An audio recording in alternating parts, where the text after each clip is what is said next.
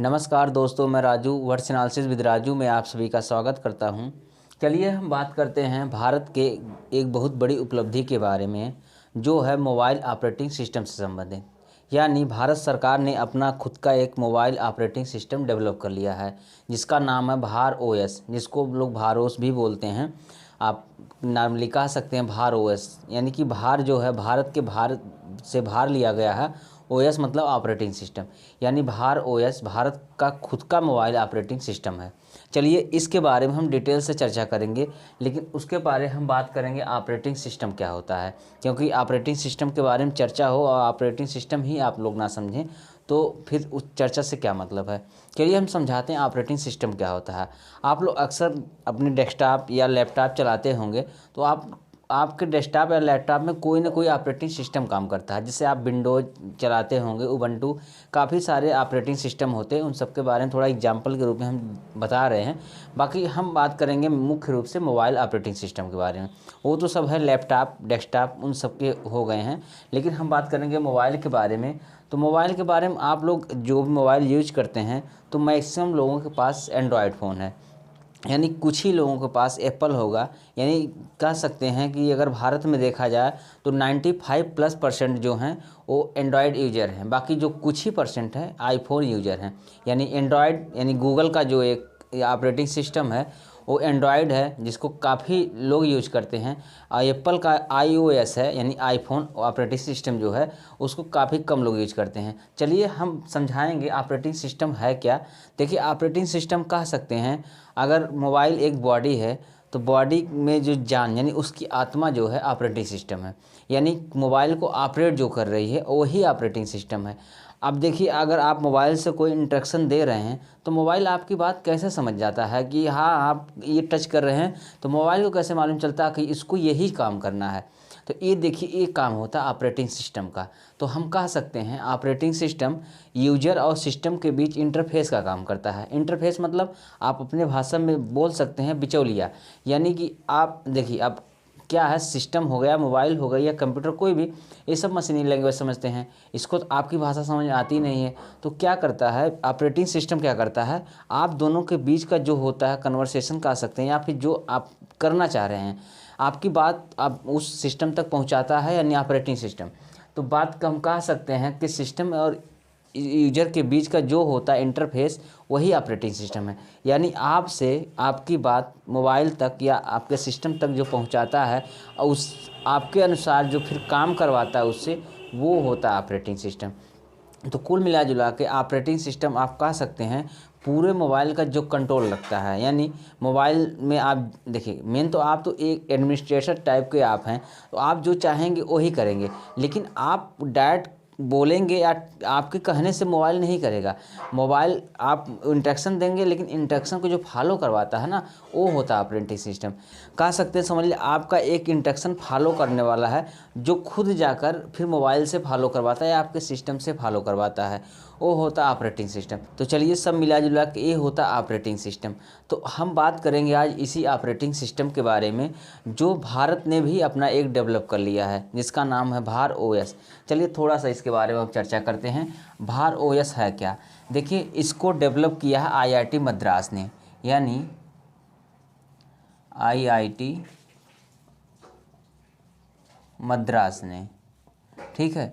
यानी आईआईटी मद्रास ने इसको डेवलप किया है। अगर हम बात कर रहे हैं कि इसमें क्या क्या चीज़ें हैं, क्या क्या फ़ायदे हैं, या एंड्रॉयड जो हम लोग अपने फ़ोन में यूज कर रहे हैं तो उससे किस तरह से अलग है या सिमिलरिटी क्या है, चलिए इन सब के बारे में थोड़ी थोड़ी चर्चा करेंगे।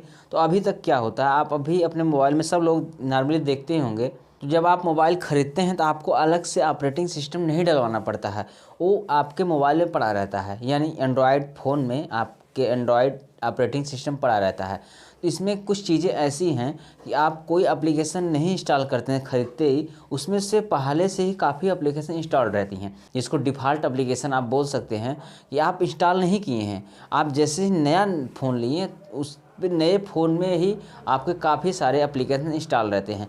तो कभी कभी ये होता है आप नहीं चाहते इस एप्लीकेशन की यूज करना, या आपके यूज के लायक उसमें वो एप्लीकेशन नहीं है, आपका कोई काम का नहीं है, फिर भी मजबूरी है आपको उसको लेकर चलना है आपके मोबाइल में। तो देखिए मोबाइल क्या होता है, इसका स्टोरेज एक लिमिटेड होता है। अगर एप्लीकेशन आपके मोबाइल में रन कर रहा है तो उसका भी अपना एक बैकअप डाटा होता है, यानी आपके फ़ोन का जो स्टोरेज होता है वो घटता है, घटने के बाद फ़ोन में काफ़ी प्रॉब्लम होती है, ये आप लोगों को पता है। चलिए ये चीज़ें हैं। तो कहने का मतलब अगर गूगल ऐसा काम कर रहा है कि आपके फ़ोन में समझ लीजिए एक प्रकार से ज़बरदस्ती उसने इंस्टॉल कर दिया है, आप नहीं चाह रहे हैं उस एप्लीकेशन को, फिर भी आपको फ़ोन में रखना पड़ा क्योंकि आप इसको हटा ही नहीं सकते हैं। तो प्रॉब्लम ये आती है।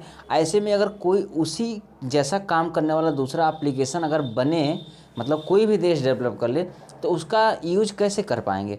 क्योंकि एक तो मान लीजिए अगर उस किसी एप्लीकेशन का यूज है आपके फ़ोन में, आप यूज कर रहे हैं, जब तक दूसरा एप्लीकेशन आप यूज नहीं करेंगे तो उसकी अच्छाई बुराई कैसे आप जानेंगे? अगर आप यूज करेंगे तभी तो जानेंगे। अब और दूसरी बात, आपके स्टोरेज जो है लिमिटेड है, यानी कि आपके फ़ोन की जो स्टोरेज है लिमिटेड है, तो आप तो नहीं चाहेंगे ना एक ही काम करने वाले दो अलग अलग एप्लीकेशन इंस्टॉल करें, क्योंकि एक तो आपकी मजबूरी बन गई है, उसको तो आप रखना ही रखना क्योंकि फ़ोन में बाय डिफ़ॉल्ट इंस्टॉल हुआ है, दूसरा आप अलग से क्यों करेंगे? इसीलिए प्रॉब्लम होती है कि और जो मतलब सॉफ्टवेयर डेवलपर होते हैं वो उनका एप्लीकेशन चल नहीं पाता गूगल के आगे। ये कह सकते हैं गूगल ज़बरदस्ती अतिक्रमण किए है सब मतलब पूरे देश में एप्लीकेशन के मामले में, क्योंकि जो काफ़ी जैसे आप एग्जाम्पल रूप में देख सकते हैं, क्रोम है, यानी यूट्यूब है, क्रोम है, फेसबुक है, काफ़ी और भी चीज़ें हैं, गूगल मैप है, ये सब चीज़ें आप अपने फ़ोन से हटा भी नहीं सकते हैं और आप इंस्टॉल नहीं किए हैं, वो ऑटोमेटिक पहले से ही इंस्टॉल है।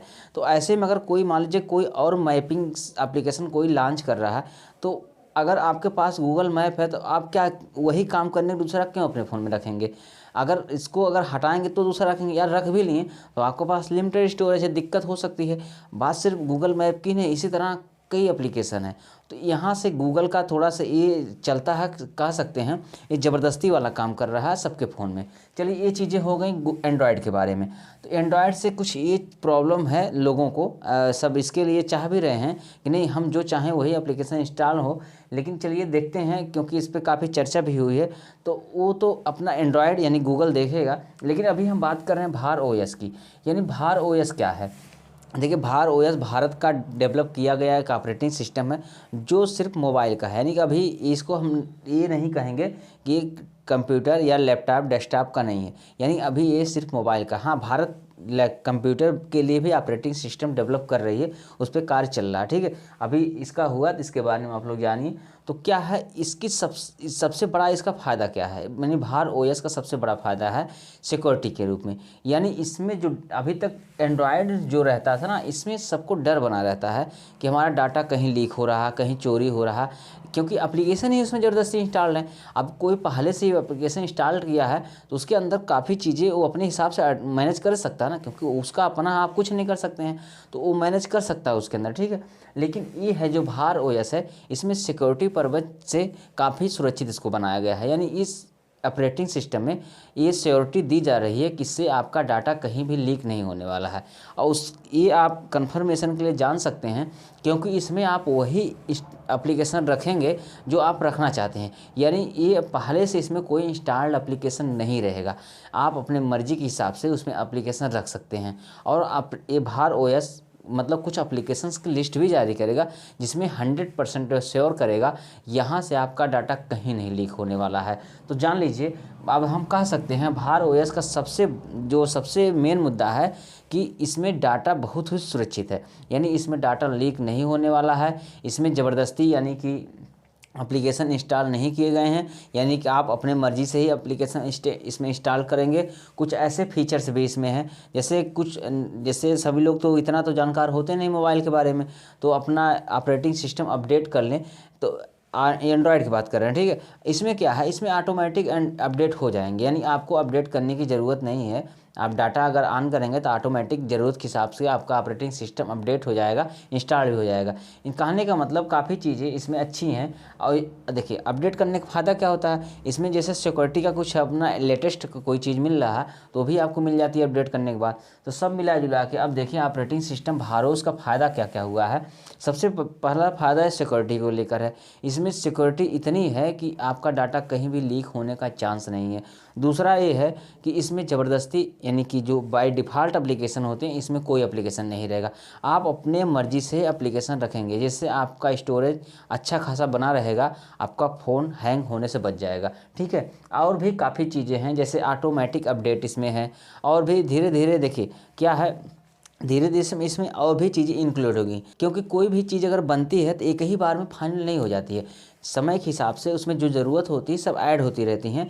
तो अभी सबसे बड़ी बात है, जो भार ओएस ऑपरेटिंग सिस्टम है, अभी सामान्य लोगों के लिए अभी ये अवेलेबल नहीं है, कह सकते हैं कि यानी अभी पब्लिकली ये नहीं हुआ है, इसको होने में हो सकता थोड़ा टाइम लगे। हाँ, कुछ ऐसी कंपनीज हैं जिनका अपना डाटा बहुत ही सुरक्षित रखना होता है, उनको ये श्योर करना होता है उनका डाटा कहीं लीक ना हो, वो सब इसका इस्तेमाल कर रही हैं, यानी आने वाले टाइम में सब इसका इस्तेमाल कर सकेंगे। लेकिन अभी वही लोग कर रही हैं कि जिनका अपना बहुत ही सेंसिटिव चीज़ें हैं, डाटा उनका लीक नहीं होना चाहिए, तो अभी कर रहे हैं, लेकिन जल्दी ही सभी लोगों के बीच आ जाएगा, यानी कि भार ओएस ऑपरेटिंग सिस्टम।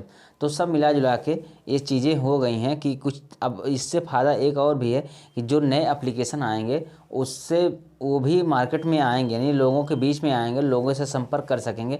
पहले तो गूगल यही नहीं करने देता था ना, कोई नया एप्लीकेशन बना दिया तो भाई वो तो खुद ही उसी काम के लिए पहले से इंस्टॉल करके रखा है, दूसरा कोई आदमी क्यों इंस्टॉल करेगा। इसलिए जो बाद में बना एप्लीकेशन किसी के कॉन्टैक्ट आ ही नहीं पाता था, तो इससे उसका एप्लीकेशन चल ही नहीं पाता था। अब हो सकता है अगर भार ओएस मतलब भारत में तो चलेगा ही, क्योंकि भारत का है ही, और भी जब दुनिया में जाएगा तो इससे कहीं न कहीं और भी लोगों के जो एप्लीकेशन बनाए हैं मौका मिलेगा लोगों के बीच में उसको एप्लीकेशन को लाने का, और दूसरी बात ये बताने के लिए कि हमारा एप्लीकेशन किस तरह का है, अच्छा या बुरा, एंड्रॉयड के मामले में या गूगल के मामले में जो भी है, दो लोग खुद ही तय करेंगे उसको। ठीक है, चलिए, उम्मीद कर रहे हैं जानकारी आप लोगों को अच्छी लगी होगी। अगर जानकारी अच्छी लगी इसको लाइक करिए, सब्सक्राइब करिए और दोस्तों को शेयर करिए। धन्यवाद।